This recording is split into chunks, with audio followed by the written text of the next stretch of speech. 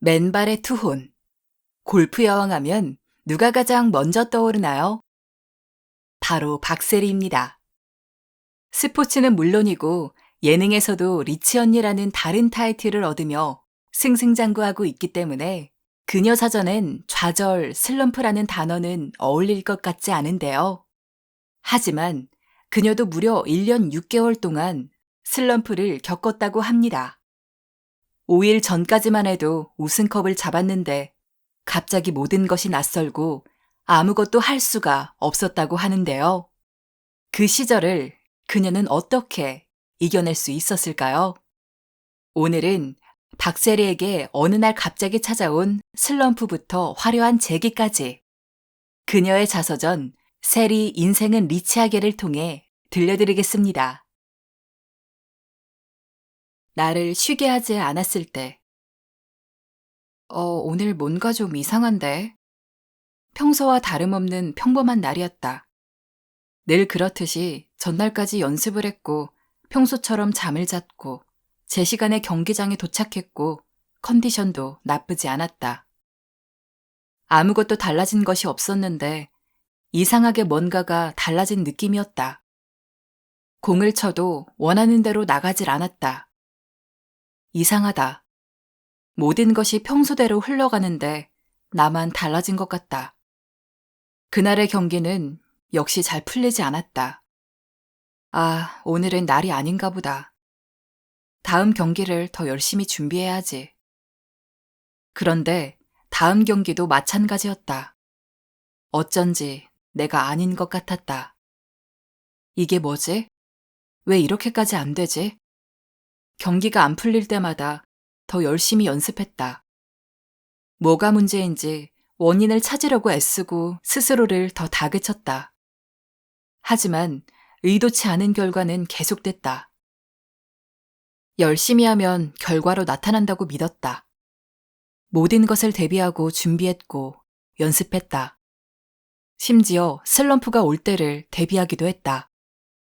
그러나 슬럼프는 준비한다고 오지 않는 것도 아니고 노력한다고 벗어날 수 있는 것도 아니었다. 어쩌면 나에게는 슬럼프가 오지 않으리라 믿고 싶었는지도 모른다. 슬럼프라는 손님은 언제나 불청객일 수밖에 없다는 사실을 애써 외면하고 싶었던 것 같다. 정신을 차리고 보니 나는 그렇게 끝이 보이지 않는 나락으로 떨어지고 있었다. 운동선수라면 누구나 한 번씩은 겪는다는 슬럼프. 그래서 슬럼프에 빠진 선수들에 대한 사람들의 시선은 너그럽지 않다. 다들 한 번씩 겪는 거잖아. 얼른 털고 일어서야지. 정신력이 문제 아니야? 운동선수가 멘탈이 그렇게 약해서 어떡해? 재활을 열심히 했어야지. 이제 은퇴할 때가 됐나 보네. 지켜보는 입장에서는 정말 쉽게들 이야기한다. 온 힘을 다해 질주하는 경주마가 어쩌다 돌부리에 걸려 넘어진 것처럼 넘어진 거니까 다시 일어서면 된다고 이야기한다. 하지만 전력 질주하던 말이 돌부리에 걸려 넘어졌을 때 어떤 말은 금방 일어서지만 어떤 말은 다리가 으스러진다. 선수들은 슬럼프를 아주 다양한 형태로 겪는다. 모든 슬럼프가 멘탈의 문제는 아니며 모든 슬럼프가 부상의 문제도 아니고 훈련을 게을리해서 생기는 문제도 아니다.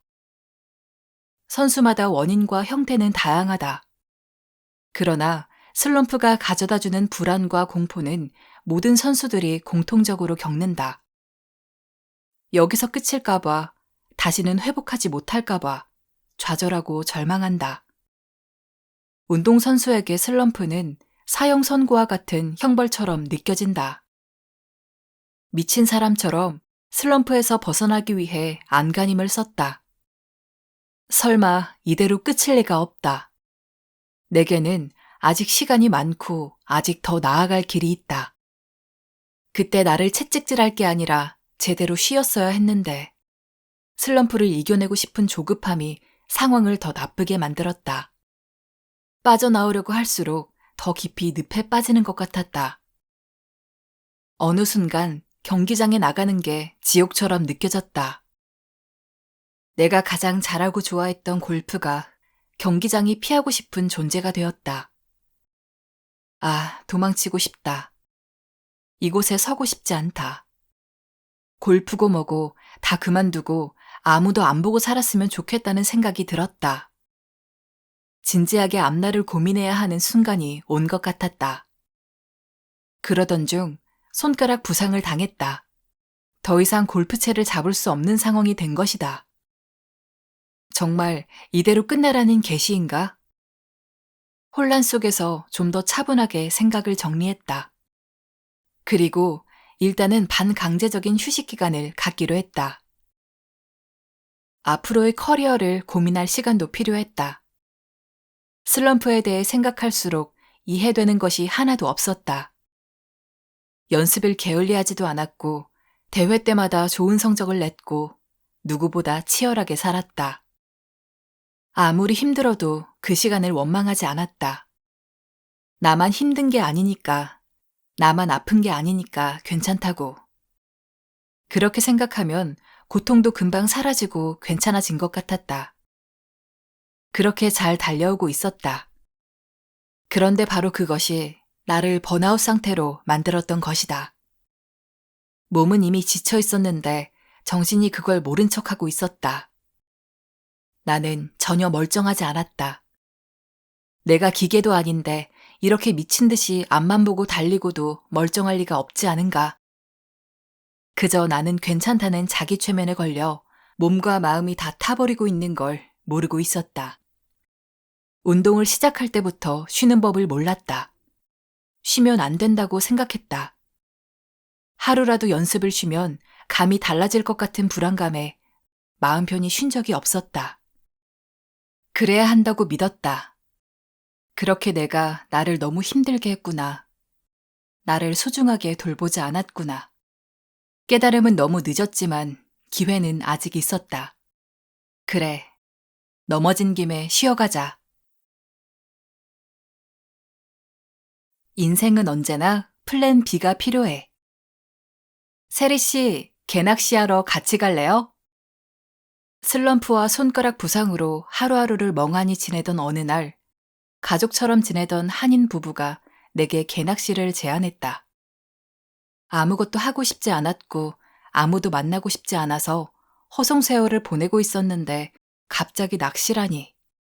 당시의 내 상황에서는 정말 뜬금없는 제안이었다. 그런데 이상하게 마음이 동했다. 아버지 생각이 났다. 늘 스케일이 남달랐던 아버지는 낚시 스케일도 어마어마했다. 남들은 호수 근처에 작은 텐트를 하나 쳐놓고 고즈넉하게 낚시를 즐기는데 아버지는 텐트를 무슨 아파트 동처럼 지었다. 거대한 텐트를 4~5개씩 연결하고 전기까지 끌어와서 거의 숙소처럼 만들었다.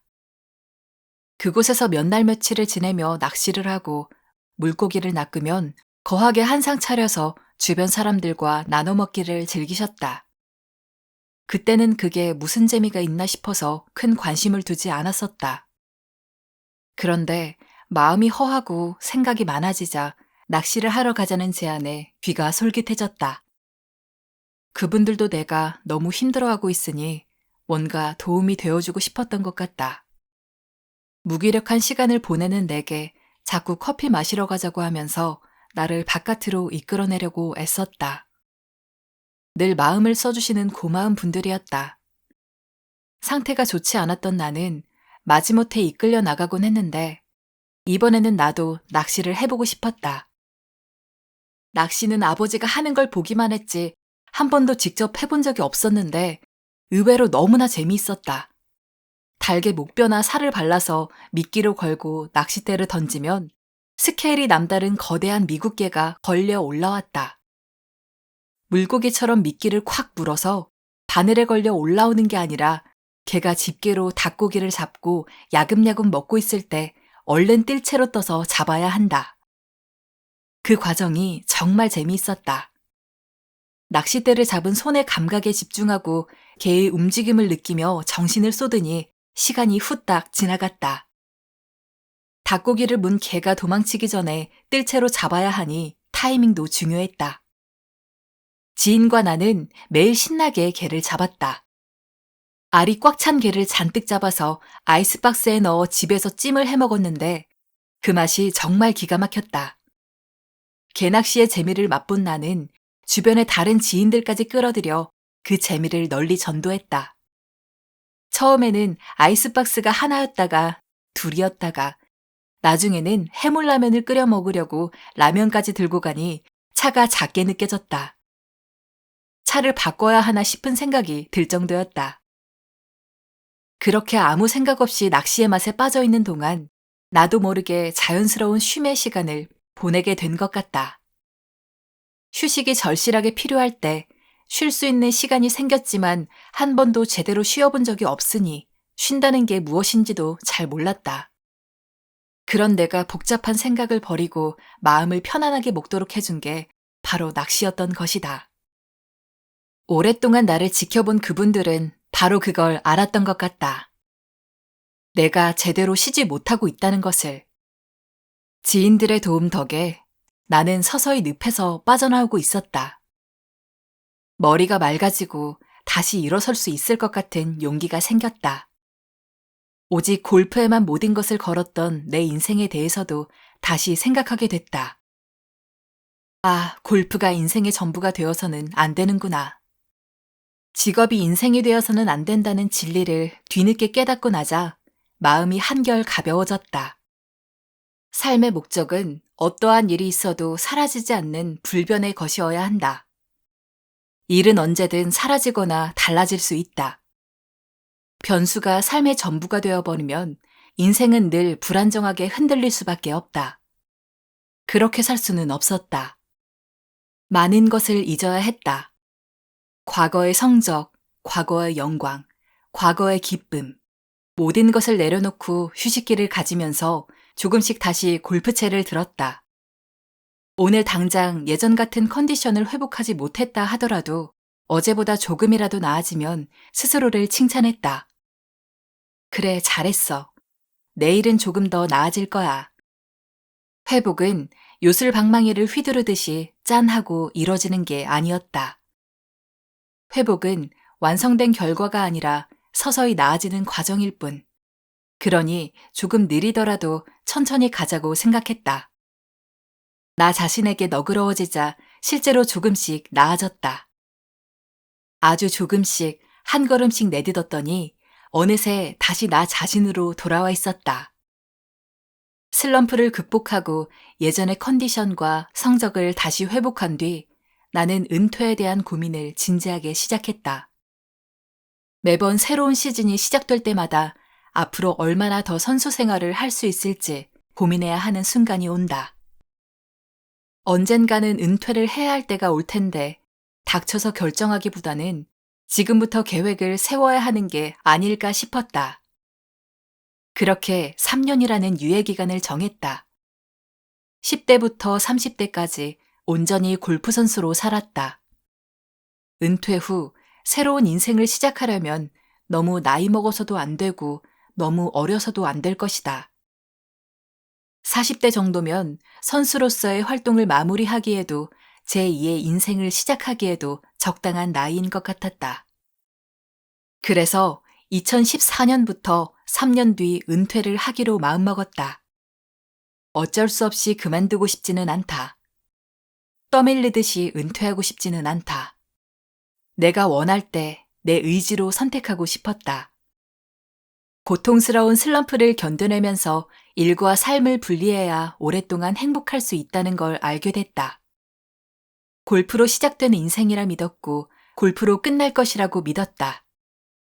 그것은 내게 아주 자연스러운 것이었다. 직장인들도 매일 같은 직장에 출근과 퇴근을 반복하며 그 삶을 자연스럽게 받아들이며 살아가지 않는가? 그런데 그러다가 한번 지쳐버리면 모든 것이 무너져 버린다. 삶에는 언제나 플랜 B가 있어야 한다. 지금 하는 일이 잘 되고 있어도 인생의 본질적인 목적이 없다면 나 자신이 아닌 외부 요인으로 삶이 통째로 흔들리게 된다. 슬럼프는 바로 이런 진실을 내게 알려준 귀한 시간이었다. 선수로서는 다시 겪고 싶지 않은 고통스러운 시간이었지만 그 시간이 아니었다면 지금의 내가 어떤 모습이었을지 감히 상상조차 되지 않는다. 위기를 기회로 만드는 것도 결국 스스로 해내야 한다. 어렵고 힘들수록 그 늪에서 벗어나기 위해 발버둥 칠 것이 아니라 그 시간을 통해 무엇을 얻을 수 있는지 고민할 수 있었으면 좋겠다. 벗어나려 할수록 깊이 빠진다. 한 번쯤은 힘을 빼자. 치열하게 살되 그 치열함을 늘 의심하자. 지금 이 삶이 최선인지 혹시 이 치열함이 나를 갉아먹고 있는 것은 아닌지 말이다. 삶에서 우선은 일이 아닌 나입니다. 최선을 다해 살지만 나를 잃어간다면 성공한, 행복한 삶이라고 할 수 없겠죠? 우리를 위한 삶을 열심히 살았으면 좋겠습니다. 그리고 슬럼프를 겪게 된다면 온전히 나에게 집중하면서 플랜 B를 세울 수 있는 우리 모두가 되었으면 좋겠습니다. 오픈마이크였습니다.